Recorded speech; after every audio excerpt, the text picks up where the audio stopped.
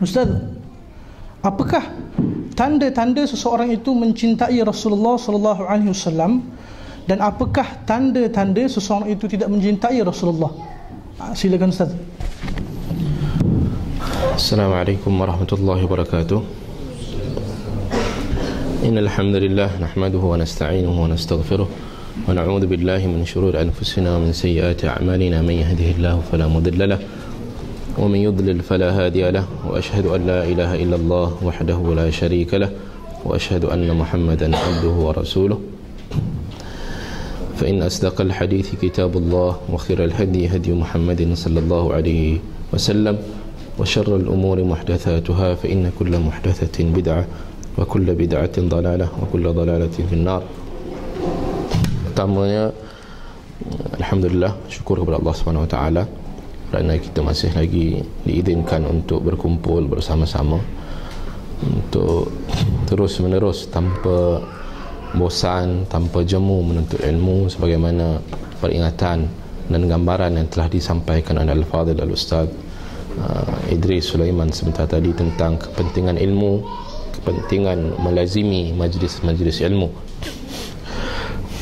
Terima kasih juga kepada pihak pengajur ilmusaraf.com kerana sudi menjemput anda sebagai salah seorang panel pada hari ini. Berbalik kepada soalan tanda cinta kepada Rasul sallallahu alaihi wasallam yang anda rasa telah sedikit sebanyak disentuh oleh Al-Fadhil Ustaz Idris bin Sulaiman sebentar tadi, maka anda tambah sedikit sebanyak sahajalah. Maka tanda cinta ni, sebagaimana fitrahnya manusia, bila dia bercinta adalah tanda-tandanya. Kita ingat kepada seseorang yang kita cintai, kita rindu kepada orang yang kita cintai, kita kasih, kita bagi khidmat semampu mungkin kepada orang yang kita cintai. Namun berbezanya cinta kepada Rasulullah sallallahu alaihi wasallam ini Allah jadikan berbeza secara fitrah, bukan saja-saja sebab dia ni namanya Muhammad bin Abdullah. Tidak. Disebabkan itulah sebagai syarat kepada menggapai cinta teragung di dalam hidup seorang manusia, itu cinta Allah, hubbullah, disyaratkan dengan ittiba', bukan disyaratkan dengan mahabbah semata-mata. Allah boleh saja meletakkan perkataan qul in kuntum tuhibbunallah sebagai ganti kepada fattabi'uni fa'ahibuni. Boleh tak? Allah mampu. Tapi fattabi'uni ialah setepat-tepat perkataan, setepat-tepat seruan untuk menggapai matlamat paling agung dalam hidup manusia, iaitu mahabbatullah, iaitu melalui jalan ittiba'ir Rasul sallallahu alaihi wasallam. Bukan kita bila bercakap tentang ittiba' kita menafikan mahabbatur Rasul. Tidak. Tapi mahabbatur Rasul sallallahu alaihi wasallam secara fitrahnya ia akan datang secara automatik kepada orang yang berittiba' dengan Rasul. Sebab itu saya kata tak sama kita mencintai manusia dengan kita mencintai Rasul. Kerana cinta kepada Rasulullah SAW dia akan datang automatik setelah ittiba' itu dipenuhi. Kerana mahabbatun Nabi sallallahu alaihi wasallam ibadatun, dan ibadah ini tidak ada lain dan tidak bukan caranya ialah dengan ittiba'. Cinta Nabi ialah ibadah. Adapun cinta kita sesama manusia ini, tahabba fillah, maka kita dikira ibadah. Kita bertemu ijtama'a alaihi wa tafarraqa alaihi, sebagaimana hadis Nabi SAW tentang 7 golongan yang diberi bayangan Allah pada hari yaumul mahsyar. Kita bertemu dan berpisah kerana Allah. Kalau kita bercinta, berkasih sayang kerana hal lain, hal keduniaan, maka cinta kita bukan ibadah. Adapun cinta Nabi SAW, ia adalah ibadah yang agung, yang mana ia tidak akan menjadi ibadah melainkan melalui jalan ittiba'. Sebagai contoh, kita cinta kepada mak ayah kita sayang kepada mereka, betul? Kita mengasihi mereka sepenuh jiwa raga, dan itu juga tuntutan agama. Tapi adakah menjadi syarat cinta kita kepada mak ayah itu kita mengikut apa saja yang mereka buat. Mereka buat maksiat, lalu kita pun ikut maksiat mereka buat. Mereka suruh kita buat maksiat, kita mengikut. Tak kan? Itu bezanya cinta kita kepada manusia dengan cinta kita kepada Rasulullah sallallahu alaihi wasallam. Ia tidak datang dimukaddimahkan dengan cinta, tapi ia dimukaddimahkan dengan ittiba'. Secara automatik cinta itu akan datang. Mustahil siapa yang mengakui dirinya pengikut sunnah Nabi sallallahu alaihi wasallam tapi dia gagal mencintai Nabi. Allah tak jadikan macam tu. Secara fitrahnya, apabila kita menjunjung, mengangkat, mengamalkan, mengikut sunnah Nabi sallallahu alaihi wasallam, secara automatik akan hadir cinta kita kepada segala apa yang ada pada Nabi, batang tubuhnya, athar Nabi sallallahu alaihi wasallam, apatah lagi sunnah-sunnah perlakuannya, perkataannya, iqrarnya dan selainnya dari Nabi sallallahu alaihi wasallam. Maka dalam mengekspresi cinta kepada Nabi sallallahu alaihi wasallam, syaratnya nombor satu ialah al-ittiba'. Gagal dalam berittiba', apatah lagi kita beribtida', maka gagallah kita dalam menggapai mahabbatun Nabi sallallahu alaihi wasallam. Gagal mendapat cinta Nabi sallallahu alaihi wasallam, maka gagallah kita untuk mendapat cinta yang paling agung yang kita nak, iaitu apa? Cinta Allah Subhanahu wa ta'ala. Kerana kita nak cinta Nabi ni adalah kerana apa? Yang kita selalu duduk bergaduh saban tahun ni, duduk berbincang saban tahun bila datangnya Maulidun Nabi sallallahu alaihi wasallam ni, adalah kerana kita nak gapai cinta Allah. Sesetengah pihak dia terlalu ekspreskan cinta dia terlalu titik beratkan cinta dia kepada Nabi sehingga dia menjadi ghulu, mughalah, mubalaghah, mujazafah dalam mencintai Nabi, sehingga dia terkeluar daripada landasan yang dia nak tuju, iaitu cinta kepada Allah Subhanahu wa ta'ala. Syarat-syaratnya tidak ditepati untuk mendapat cinta. Sebagaimana Al-Fadhil Ustaz dia sebut tadi, kita duk fokus kepada cinta Rasul dan nak cinta Allah, tapi kita tak fokus bagaimana nak mendapat cinta Allah. Itu melalui jalan al-ittiba'.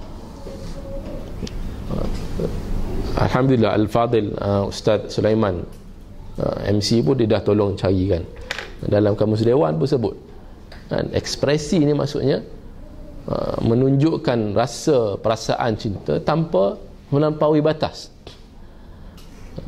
Mungkin Kamus Dewan pun merujuk kitab-kitab Syarh Sunnah juga barangkali, sehingga dapat definisi yang bagus itu. Ekspresi cinta tidak menyebabkan kita melampau dalam mencintai sesuatu. Jika cinta kepada Rasul pun kita tidak boleh melampaui batas, apatah lagi cinta kita kepada selain Rasul sallallahu alaihi wasallam. Maka bagaimana untuk kita menjaga diri kita pada tidak keluar daripada batas-batas keterlampauan ini adalah dengan ittiba' dan menjauhi ibtida'. Maka tanda utama seseorang itu menurut kita Ahlus Sunnati wal Jamaah untuk dikatakan sebagai pencinta Rasul sallallahu alaihi wasallam ialah dengan al-ittiba'. Al-ittiba' ni banyaklah pecahan-pecahan dia. Secara amnya ialah ittiba' sunnati Rasulullah sallallahu alaihi wasallam. Ibnu Rajab Al-Hambali dia mentaksimkan atau membahagikan ittiba' Nabi ini kepada mahabbatun Nabi kepada dua taksim. Satu, ittiba' dengan mengikut segala apa sahaja yang disuruh oleh Nabi dan meninggalkan apa sahaja yang dilarang oleh Nabi sallallahu alaihi wasallam. Ini syariah. Wa ma ataakumur rasul fakhudhuhu wa ma nahakum anhu fantahu. Allah SWT berfirman, apa sahaja yang didatangkan oleh Rasul kepada kamu maka ambil, apa sahaja yang dilarang oleh Nabi SAW maka kamu tinggalkan. Kerana as-sunnah, bila kita bercakap tentang mahabbatun Nabi, ittiba'an Nabi, sunnah sallallahu alaihi wasallam, ia adalah syariah. Al-Imam Al-Barbahari rahimahullah menyebutkan dalam nukilan kalam beliau dalam Syarh Sunnah. Innal Islam huwa sunnah wa anna sunnata hiya al-Islam. Fala yaqumu ahadin illa bil akhar. Kedua-duanya, Islam itu ialah sunnah dan sunnah itu ialah Islam, dan tidak akan mampu berdiri. Fala yaqumu ahaduhuma illa bil akhar. Kedua-dua sunnah dan juga Islam tidak akan mampu ditegakkan, melainkan masing-masing memerlukan antara satu sama lain. Maka itulah tanda yang paling mudah. Tak payah nak kena tanda macam-macam, athari sujud lah baru cinta Nabi, kena pakai serban ikut sanad lah baru ada tanda cinta Nabi, kena ada itu dan ini secara zahiriahnya baru dapat nampak cinta Nabi. Tak. Tanda cinta kepada Nabi SAW tidaklah sesusah itu untuk digapai. Kerana Islam ni agama yang mudah, dan Islam ni agama telah sempurna. Al-yawma akmaltu lakum dinakum wa atmamtu alaikum ni'mati wa raditu lakum al-Islam dinan. Hari ini telah aku sempurnakan agama kamu. Maka apa yang telah Nabi tinggalkan ialah sempurna untuk diikuti. Maka al-ittiba' bisunanin Nabi sallallahu alaihi wasallam, berittiba', mengikuti sunnah-sunnah Nabi sallallahu alaihi wasallam, ialah satu-satunya tanda yang perlu kita raih untuk diiktiraf sebagai pencinta Nabi sallallahu alaihi wasallam. Sambung sikit taksim kedua daripada Imam Rajab Hanbali, dan juga mengikut sunnah-sunnah Nabi dalam bab akhlak baginda, percakapan, adab baginda, tutur kata, pemakaian, dan juga sunnah-sunnah. Kalau kita mungkin dalam taksim sunnah yang lebih dalam perbincangan ini, sunnah jibiliyah, pemakaian baginda, cara baginda berjalan, makan, bagaimana baginda seorang yang suka at-tayammun, kana yu'jibuhu at-tayammun fi kulli amri. Baginda suka memulakan dalam hampir semua kehidupan baginda dengan kanan, dengan memulakan sebelah kanan, pakai kasut kaki kanan, pakai baju memula dengan sebelah kanan, dan sebagainya. Dan banyak-banyak lagi sunnah-sunnah yang kita boleh pelajari melalui perbincangan-perbincangan ilmiah, yang mana sunnah-sunnah Nabi SAW adalah sunnah-sunnah yang sangat simple, tapi kadang-kadang kita gagal untuk mengangkatnya dalam kehidupan harian kita. Antara yang contoh, sunnah memberi salam kepada orang yang kita jumpa, baik yang kita kenal maupun tidak kenal. Sunnah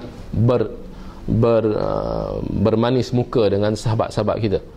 Itu semua sunnah-sunnah yang simple untuk menjadikan kita sebagai orang yang meraih tanda cinta kepada Nabi sallallahu alaihi wasallam. Rasa cukup setakat dulu untuk round pertama. Wallahu a'lam.